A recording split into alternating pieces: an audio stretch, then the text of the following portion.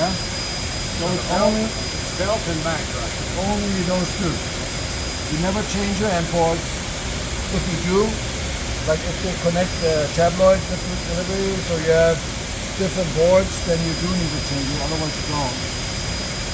Most customer will not change their pressure. You can if you need to, but you don't have to, so you leave it alone.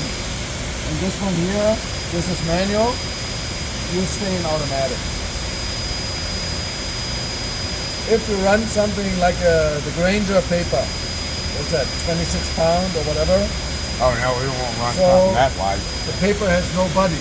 Yeah, Then the manual function will help you. Because then what you do, in the first moment, you are still between fingers and everything, you have a stable environment. So the machine will tell you what the thickness is, what the machine wants. After the machine figured out what it wants, you'll switch to manual, and then you say, don't change anymore. This is what you have to run that job with. This is dangerous, because now, if you have a shift change, and the next guy doesn't pay attention to it, that you're running in manual, so now you have a bulky product, but you only allow the machine to run a little, so now you have pressure building up, and that goes onto your timing belts. So then you hear your timing belts popping. So if that happens, in the first one with the grids, you can just reference your machine again, it will reference it. For the press wagon, because you have two halves which are controlled differently. They are on one shaft, but now the teeth just jumps on one half of it. So now you need to release your tension on the timing belt, bring that half which is out of timing, mostly like the teeth, maximum 2, bring that back so you are in line. And if you need to see that later, we can look at the timing belts. Basically, you'll see the needle. If you look in there, like this one here is the front one, and the back ones, they are running on the side, left and right, for the press wagon. Yes. So there are two halves running on one shaft, so but they have to be 100% in line. So when I'm changing paper, I'll hit manual and then I'll change it into Oh, you just need that. The best for you is stay in automatic. I have not seen you running double parallel, tabloid. You cannot even do that. Yeah, we're not. So you live in automatic. It's good. That doesn't matter.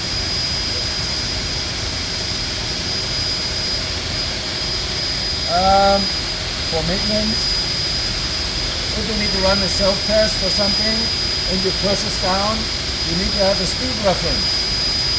So you go from automatic, which is 0 now because the press is down, you go to manual, and you have the manual speed for the machine.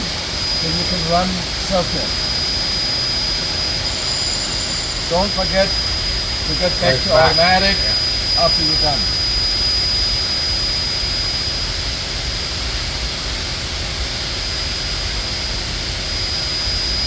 Strapper,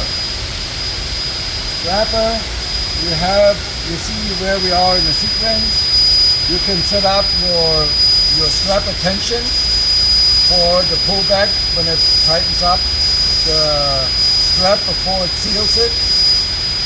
You can have a second strap for the lock. So what it will do, it will do one strap, puts the lock down on the rollers, the lock will move a little bit, and then it straps the second time, so you have two straps. Okay, they're not over the top of each other, they're like off a little bit. They're here off by 1.5 inches. Okay. Are we doing that? Second strapping? We're doing one. One, yeah, we ain't doing that. It's mostly for tabloid. Okay. Or if you have a big banana effect or something like that. Strap position, as you remember, we used that when we started at the strapper.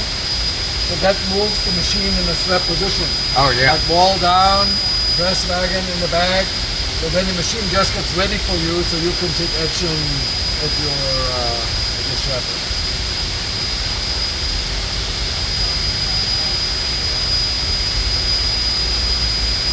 Is our date and time correct right now? That one is not, I have to see.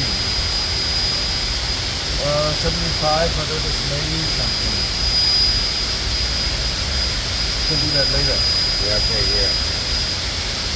Next button is for the operator again. Abort small log, reset. This is like for a machine reset. Run clear after the job ended. You have paper and feed, so you need to run that off. If your log is green, like first when you start is red, when you reach the minimum length, then you will run, then it turns green, and the machine will sequence it automatically. Just give me 1 second. Mm-hmm. Hello? If we are still in the red, we can do a clear small log. So then, for the operator, what the machine will do, it will take the leftover in the machine, and then it will just make you a little tiny bundle, which you may have seen somewhere here. I have one of those.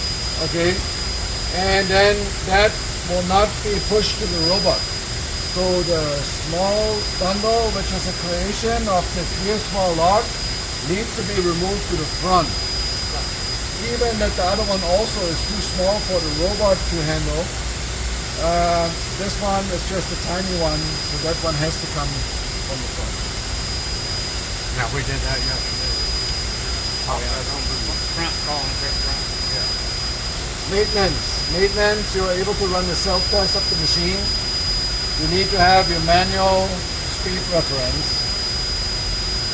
Then when you run your self-test, it's important that your machine will pull inputs. So when the machine will pull the